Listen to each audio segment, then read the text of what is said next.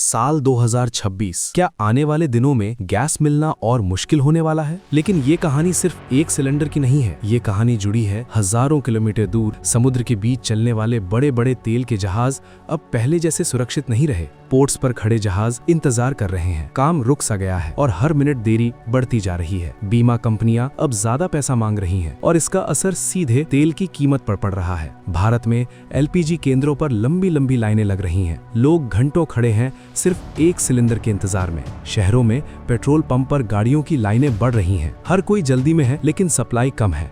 सब्जियों के दाम बढ़ते हैं, ट्रक धीमे हो जाते हैं, सामान देर से पहुंचता है और हर चीज की लागत बढ़ जाती है। खेतों में किसान भी परेशान है, ईंधन महंगा, मशीनें रुकी हुई और काम अधूरा। फैक्ट्रियों में उत्पादन धीमा पड़ जाता है, मशीनें चल रही हैं लेकिन पूरी ताकत से नहीं। भारत की बढ़ती आबादी और बढ़ती ऊर्जा जरूरत हर दिन और ज्यादा दबाव बना रही है। सच ये है कि भारत अब भी काफी हद तक मध्य पूर्व पर निर्भर है और जब वही इलाका अस्थिर हो जाए तो असर पूरे देश पर दिखता है। अब भारत कोशिश कर रहा है रूस, अमेरिका और दूसरे देशों से तेल लाने की, लेकिन ये रास्ते सीधे नहीं हैं, लंबे हैं, महंगे हैं और समय लेने वाले हैं। भारत के पास अपने भंडार भी हैं जहां तेल स्टोर किया जाता है मुश्किल समय के लिए।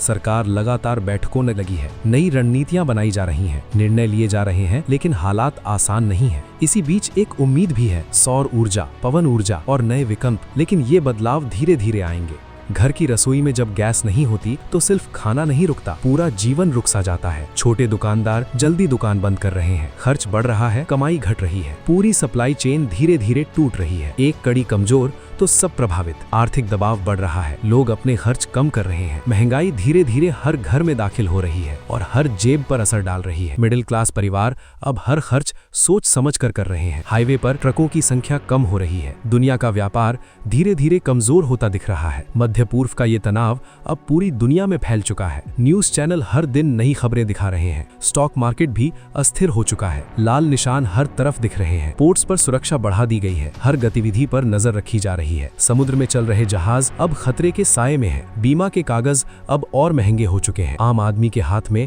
महंगा बिल आ चुका है। शहरों में आर्थिक दबाव साफ दिख रहा है, हर कोई चिंतित है। गांवों में जीवन की रफ्तार धीमी पड़ गई है, साधन कम और समस्याएं ज्यादा। देशों के बीच सप्लाई चेन अब टूटती नजर आ रही है। सरकार टीवी पर नए फैसले सुना रही है, लोग उम्मीद लगाए बैठे हैं। भारत अपनी ऊर्जा सुरक्षा को मजबूत करने की कोशिश कर रहा है, लेकिन चुनौती बड़ी है। भविष्य अभी भी धुंधला है, कोई साफ रास्ता नजर नहीं आ रहा। एक युवा अपने फोन पर खबर देख रहा है और सोच रहा है आगे क्या होगा। देश के अलग अलग घरों में हर परिवार इस असर को महसूस कर रहा है। चूल्हे की धीमी जलती लौ इस संकट की असली तस्वीर दिखा रही है और आखिर में एक सवाल रह जाता है, क्या भारत इस चुनौती से उभर पाएगा या ये संकट और गहरा होगा? क्या आपको पहले से अंदाजा था कि दुनिया के एक कोने में चल रहा तनाव आपकी रसोई तक असर डाल सकता है, या आज आपको कुछ नया समझ आया? जय हिंद।